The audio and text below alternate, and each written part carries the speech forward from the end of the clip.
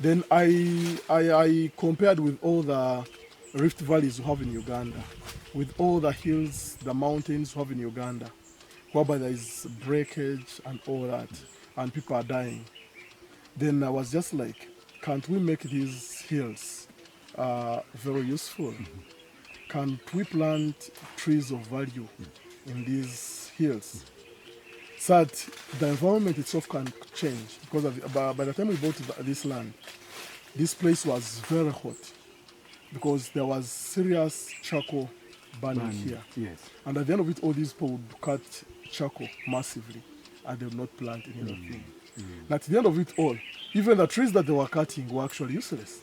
But then I was just like, if we can plant cocoa, and then the whole of this hill up to the lake is planted with cocoa, then we shall have the best environment. Then there will be no more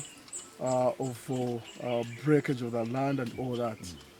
Then the dream was also to extend it to the lake. And that's how we went on buying land, the 750 acres at the lake. I looked at the lakes, all the lakes that we have in Uganda. When you go at all those lakes, the environment is completely very harsh, very hot. People sleep naked. And they will tell you that at the lake, this is the nature. But I've been asking myself and asking my fellow directors at Rivis, that is it really true that God created life at the lake hot as it is?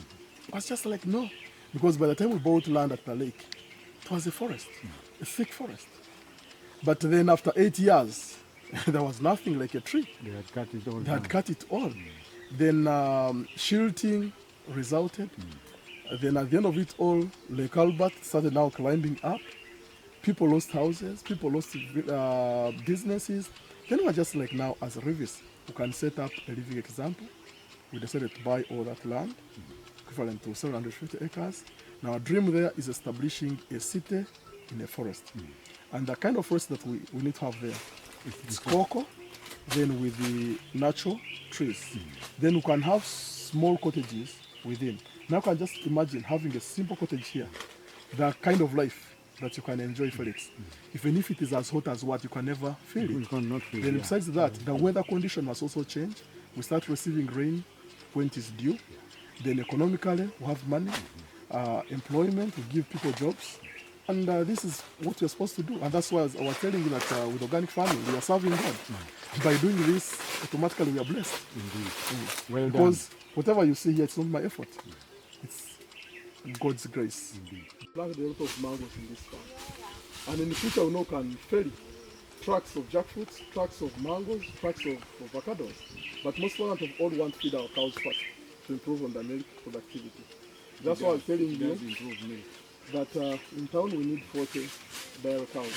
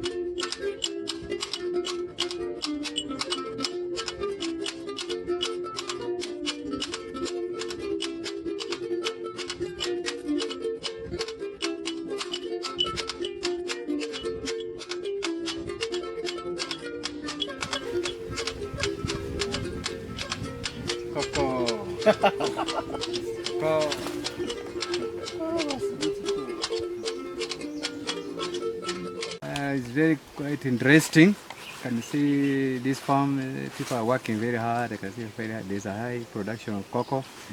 I wish they continue with the same mood, with the same practices, and the sky will be the limit. Actually, it will be one of the best, because those microorganisms will help you decompose all these leaves that have fallen on the ground. They'll be converted into useful fertilizer here, which is organic. And that's where the whole world is heading to.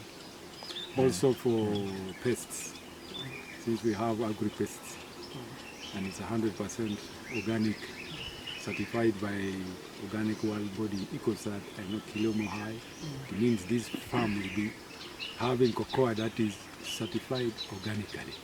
Thank you. So that will be a good answer. And then we want this to become a nucleus of change. Other farmers should come and do exactly what is here. They should be taught to believe that you should not only spray with the chemical to succeed. There are other alternatives that are better than chemicals and more safe. Yeah, but thank you very much for the hard work. We are so proud with our beautiful harvest. This is evidence that organic agriculture can be commercialized. Can you imagine the whole farm is a commercial farm and yet no chemical has appeared here? Yeah, we are really proud to be here. Thank you. That just adding on what Herbert has mentioned, you know, this was not fertile land. This was a rock. Yeah, it's true. And a hilly place. But you can imagine how you have changed the microclimate of this by planting trees, and under the tree, you plant something that is commercial. So instead of cutting the trees, you added value to the trees that were there. And this is the attitude we want for all hilly places and all lowland places that are barren because of charcoal burning and destruction of forest. That we can reclaim them and regenerate them into something as beautiful as this. That we can produce cocoa organically. And the market is different. The market is very, very, very premium. That's where we should go. Agro-ecotourism can also still be commercial farming. It's just a matter of playing around with the words. Tourism, that's the growing of different crops for economic growth, and then also keeping animals, birds, to mention but a few. This is Lubiri Farm. We have a goats project here. We have a cattle project here. And then we have the cocoa project here. And therefore, a combination of all that qualifies our farm to be agro-eco tourism. Thanks. So the advice I would give fellow farmers, mostly those ones on the mountain areas, is to use those areas resourcefully, grow different type of crops on those on their land, mostly the trees. It could be either the cocoa, it could be coffee, it could be jackfruits, it could be oranges, mangoes, avocados, to mention but a few. This is Rivis Lubiri Farm.